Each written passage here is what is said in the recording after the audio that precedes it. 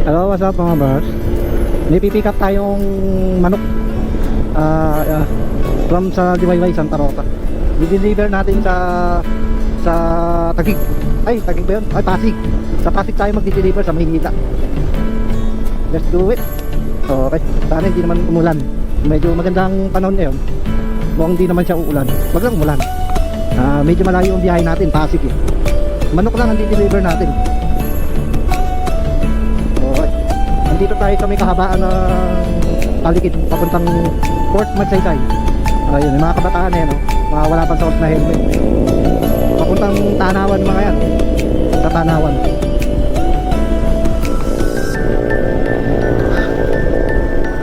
So araw ng linggo ngayon, medyo wala naman traffic sa parte ng Manila. Kaya let's do it.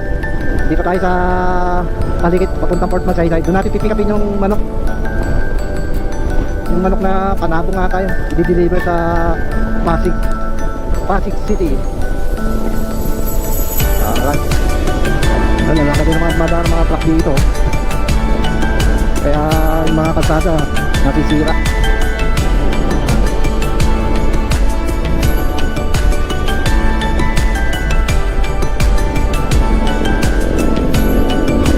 Ayan, barangay Patalak na tayo.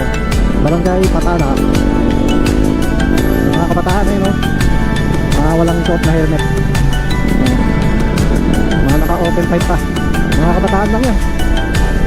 So dapat ikita ng regulation ng mga patuan ng mga motor. Mga kabataan eh, mga walang lisensya.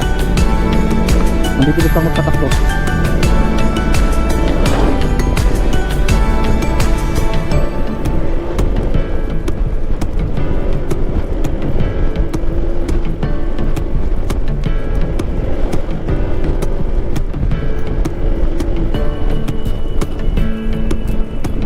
Oy, naghahanap na si Sir.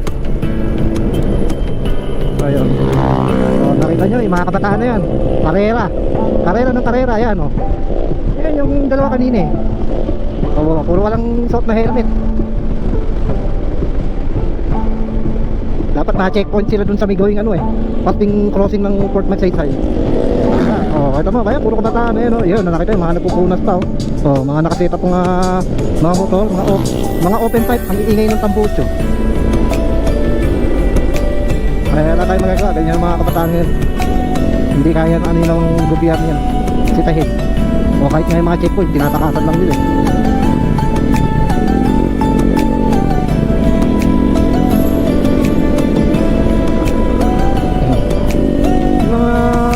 Motor dito sa Cabanatuan, puro bata yung mga nagmamalayan, mga naka-open pipe, ano iingay ng tambucho. Ayan o, lalo na yung mga batang ganyan.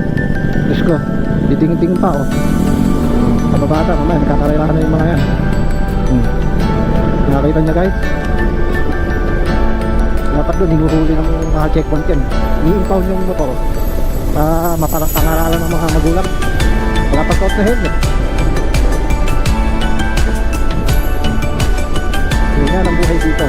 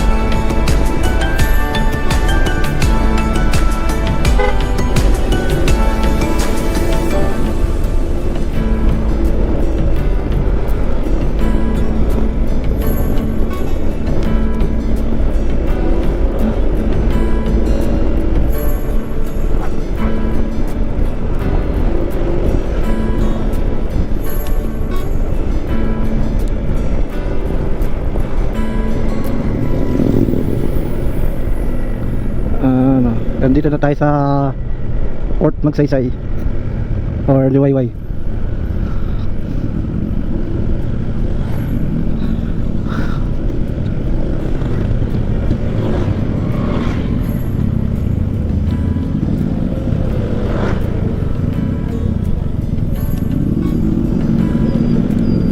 Ayun. Ito namang gawing kaliwa na to, papuntang Tanawan yan. Yan, Tanawan. Doon yung mga nagpupunta yung mga kabataan. Yung packet nun. Kumbaga parang kita mo yung buong Kabanatuan. Maganda sa taas na yun, sa Tanawan. Kaya tinawag na Tanawan, tanaw mo lahat. Ito naman, papunta sa Santa Rosa. Liwayway na to. Dito tayo pipick up ng manok na i-deliver sa Pasig, sa Maynila. Buti nga araw na din ko ngayon, walang ganong traffic.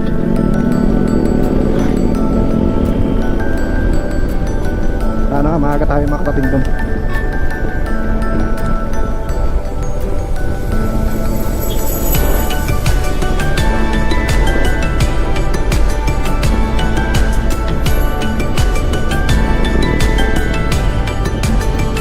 Nung namamasada ako rito, maghahatid kami ng Port Magsaysay. Ipapasok na yan, barrio militar yan, barangay militar, barrio militar yan.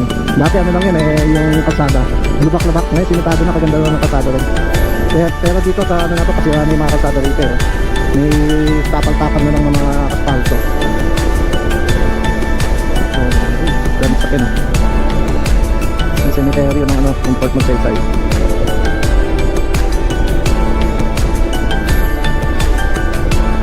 Malala yung mga dadaanan natin sa Bulacan. Lubak-lubak na naman tayo.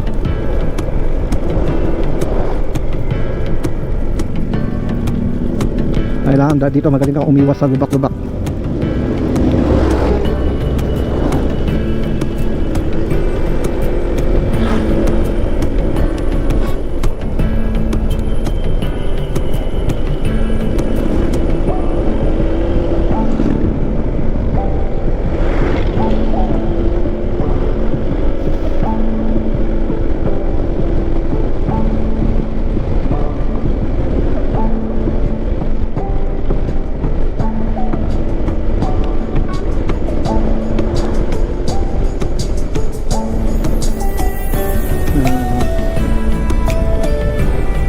You are leaving Port Magsaysay Military Reservation. Ito ang kampo ng mga sundalo, mga training center. Dito nyo makikita yung mga nagpaparachute, yung mga magpaparilan, yung mga training ng mga sundalo. Barrio Militar, tinawag ng Port Magsaysay.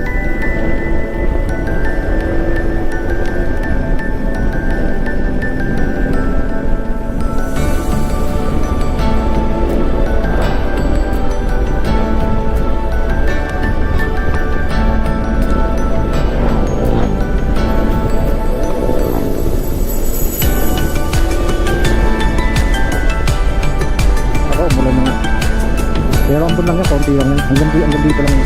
Huwag lang sana umulan na kahapon. Dahil nitipikapin tayo. Oh, nandito na pala tayo. Okay, ito, natatandaan ko tong gate na to. Alright.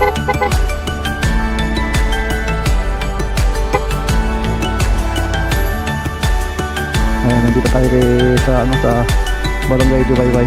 Ayan, Santa Rosa. Nandito si Sir yung may-ari ng manukan. Opo.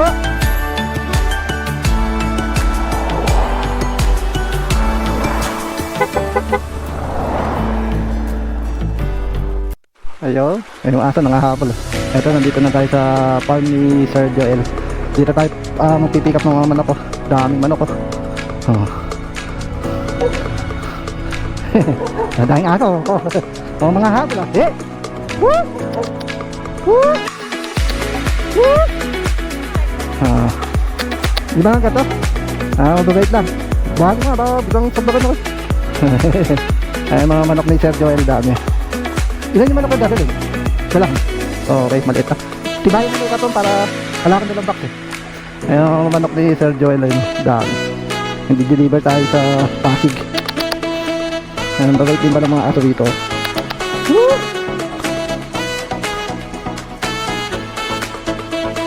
Ang dagay na ng isang manok bush pa.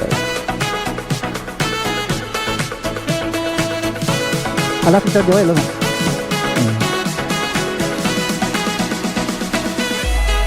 Daming manok ni Sergio, no? Gandun pa.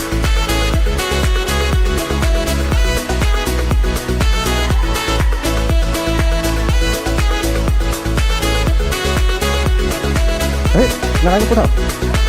Bubutay po sa ako.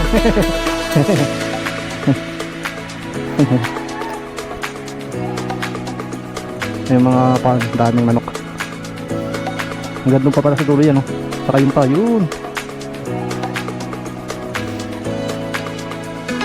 Saka maganda ang lugar dito sa Magilin. Kaya malalakas yung mga manok dito. Healthy. Okay. Okay, dito natin tataka yung manok sa ATV. Puti nga lang, meron akong pinakabit na sa ilalim para sa makina yung ano yan, engine cover para kung malubak dun tatama sa may pinaka-cover niya. Check natin kung malambot yung gulong. Okay. Oo, ako ulit. Ay, yung nasa tambalis na deliver na, no? Oo, ako nga rin ginatawagan ni Sir. Layo ka ako, hindi ako. Hindi, alas ako, hindi tingin mo ko eh. Oo, ay, yan ba, malit. Pasig pa yan. Oo, tumawag na si Sir. Ayun, ito yung deliver natin, malit lang. Ang cute. Pero pag lumaki yan, panabong yan. Ganda mga manok na ito. Kami matibay na katulong ilagay para pag sa dami. Alright, sige. Hanggang sa dito lang guys. Hanggang sa dami lang hindi ako mag-start. See you. So ito na. Ito na yung deliver nating manok sa Pasig. Pasig City. Alright, nandito pa tayo sa farm ni Sir Joel. Alright. Diretso na tayo.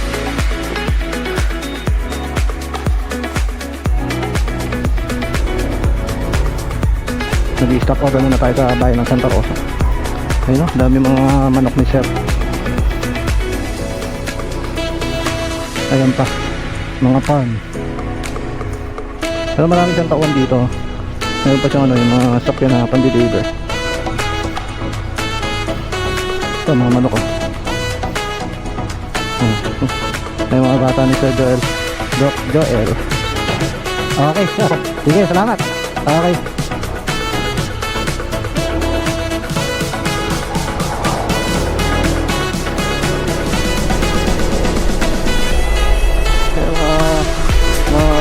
Panong panabong. Ito yung manok na ito. Napakain naman na siguro para hindi makakit sa daan. Gaganda natin din siya.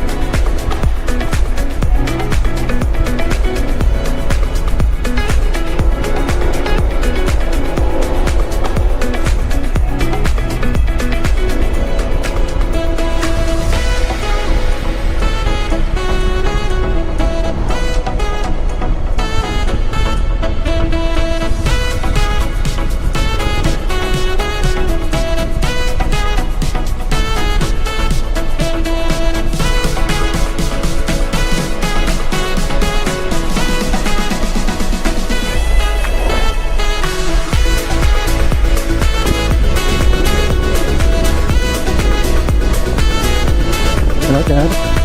Ano pa? Hindi ko sumasagot yung number na nabigay niyo po. Pero pagis na po ako. Opo. Op. Messenger po? Meron po. Okay sir, okay sir. Opo sir. Opo. Okay sir, okay sir. Sige sir, sige po. Sige po sir.